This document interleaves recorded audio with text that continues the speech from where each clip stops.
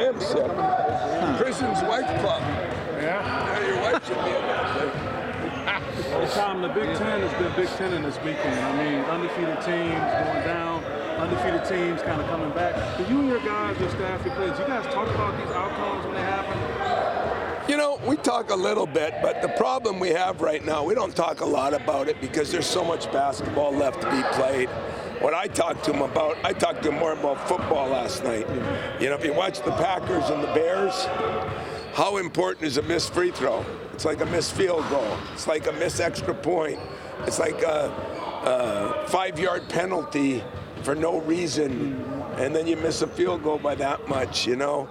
Then I looked at the Wisconsin-Michigan game. They missed 3 front ends of the 1-and-1. Now, they still won. I looked at Alabama and Texas, and Alabama missed a bunch of 1-and-1s, and they lost, you know? That's what I talk about because, to be honest with you, it's still early.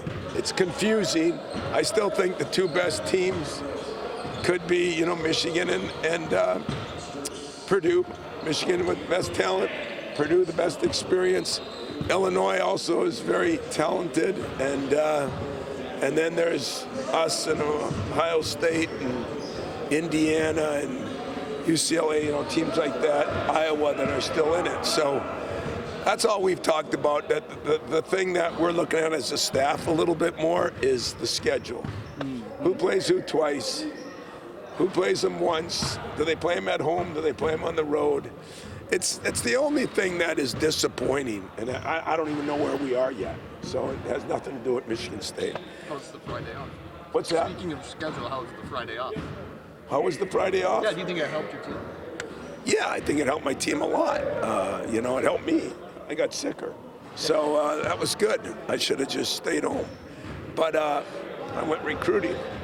But, you know, I just think right now, I said middle of December we'd know something.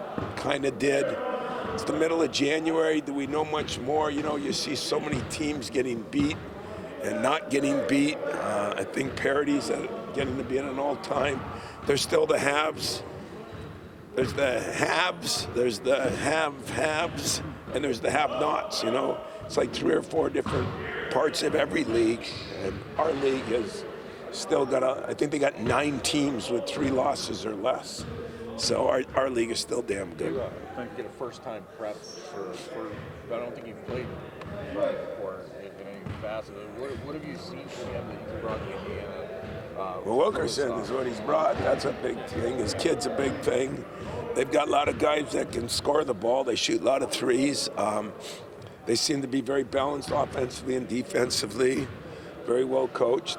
It's a good team, and a lot of it though. Wilkerson's getting 27 a game all of a sudden, and the Conroy or whatever, he's all of a sudden playing really well in the conference.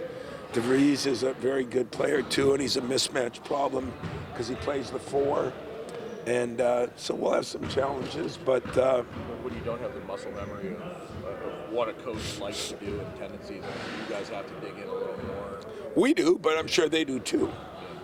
You know, so there's no excuses. It's the same for everybody, but yeah, you know, it's a little more prep for us because we know nothing about him. You know, then he was at West Virginia, he was at Drake, but as I said, very good team that can really shoot it, shoots a lot of threes. It's a big part of the game. What are some differences with him versus Woodson? With him and who? But with his staff compared to Woodson, what they were doing before. Oh, I mean, what are the differences? It's completely different. I mean, it doesn't make it good or bad or right or wrong. It's just different players, different staff. You know, they got what, 9 new players? I don't know. Like a non-conference game. Yeah, it almost is. Style-wise, like what things they do that maybe they weren't doing before? Or anything? I think they shoot more threes. Personally, I think they're a little more perimeter-oriented than inside-oriented. They've got a couple good bigs, but they're bigs. They play a lot of 5-out, so they're way more in the perimeter. Even though Indiana's a football school now, is there something about playing Indiana basketball that's still? Yeah, it was my first. It was my first win. My first Big Ten win was against Indiana. No, you know, I mean, Indiana is a football school now, but it's a basketball school too. I mean, when you think of the Big Ten, Indiana's one of the first names you think about, and deservingly so. They've earned the right to do that over the years. So it doesn't matter anyway. It doesn't matter the football. We're not playing the football team, thank God, and but it's a very good basketball team. He's done a very good job this year, and I mean, they're highly ranked. They had a 16-point lead in the last game. So that says a lot, too, against a very good Nebraska team. Jeremy doesn't leave you alone in practice. You guys have a lot of dialogue. You like that, don't you? I do. I like it more in practice, because in practice, it's always good dialogue. In the games, it's not always good dialogue. But I'm just kidding. You know what? Jeremy's getting better every day. The guy that's making some progress as a leader is Cohen. I've been really pleased with Cohen and his leadership. He's gotten better and better. And Jackson, I see Coop getting back to the way he was, and Jackson's playing about as good as anybody's played here in a while. When Wilkerson gets going, what does he do well? Shoots it. And then after that, he shoots it. And after that, he scores it even more. I mean, if he gets hot, he had 44 in a game. He's averaging 27. Hard to average 27 in this league. And he's doing it for real. So that makes it tough, you know, and he's done a good job. He's dynamic as far as he can shoot it from anywhere. And give him credit. He's a hell of a player.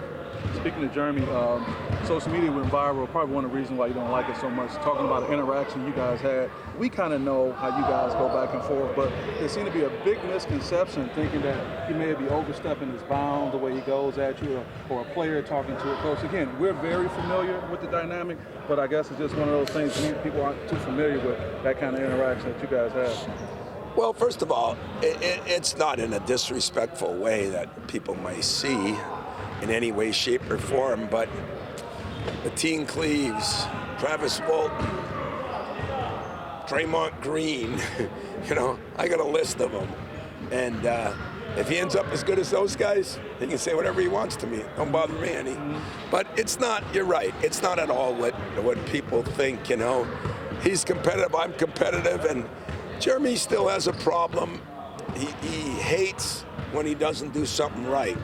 And sometimes he finds reasons for it. And I'm trying to get him out of that, because if I get him out of that, he's going to go from a really good player to a great player. And but he's making progress every day. And you know, it's been a different journey for him missing that year, you know, and that summer. So it's been a different journey than some of them. But I still love him. There's no big deal about it. No problem. How long does it take for players to know that if they feel they've got a defensible point, they can come at you and I say it from day one. You know, day one. When they get here, my theory is always, you got something to say, my door's open. You got something to say on the court, it's open. I don't have as much time, but you better have the freaking goods when you come to me. That's all. If you got the goods, and I always laughed about Draymond. Some of those huddles were legendary. The problem with Draymond is 90% of the time he had the goods. That really bothered me.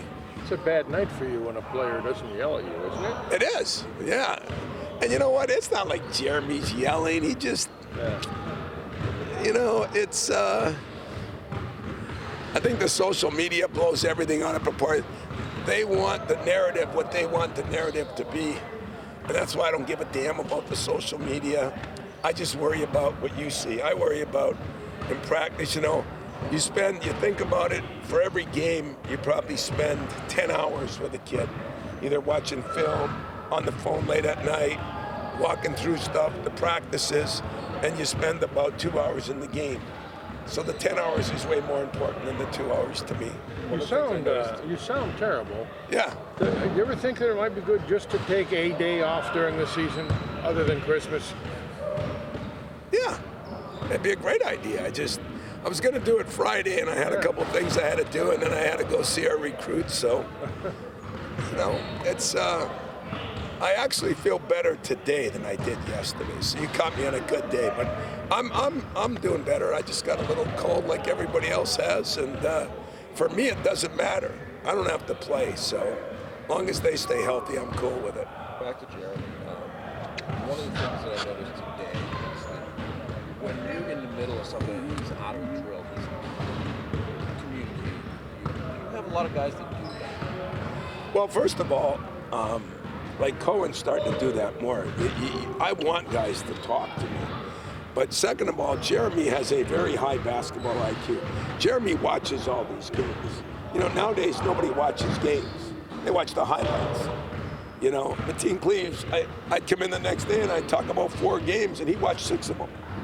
You know, now, if I do that, you know, they watch hey, see that dunk, the highlights, you know? And that's what's sad. It's kind of sad. So that's one of the things, you know, there's things that frustrate me, but there's a lot of things that I really appreciate about him. And they're getting to be more and more as he's growing in this whole deal. That helps. I mean, you mentioned a lot about like the 3 sets of eyes, but when you have an extra set of eyes on another game and another team, that probably helps. It does, because he'll come in with some suggestions, or I saw him do this, or yeah, they do this, and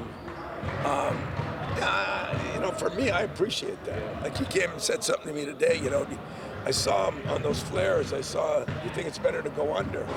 And we talked about it a little bit. You know, I think those are always good things because at the end of the day, the players have to feel comfortable with what they're doing if they're going to do it with any fluidity on the floor.